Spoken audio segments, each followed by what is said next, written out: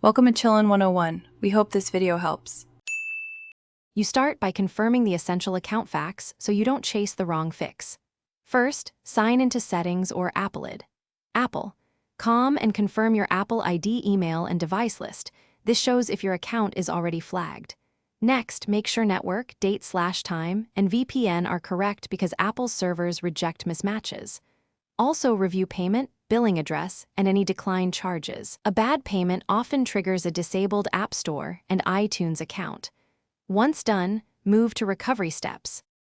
Now you perform the core recovery actions that resolve most disabled accounts.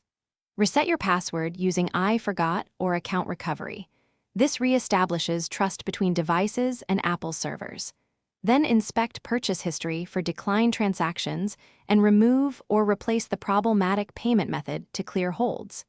Disable screen time or restrictions that block purchases, and install any pending iOS or Mac OS updates because outdated software can conflict with authentication.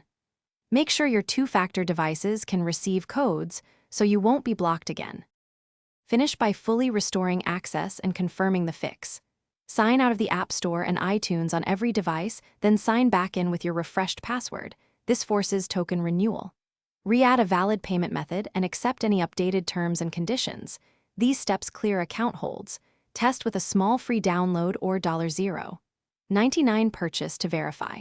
If problems persist, contact Apple support, provide your Apple ID, recent invoice ID, and photo ID for verification.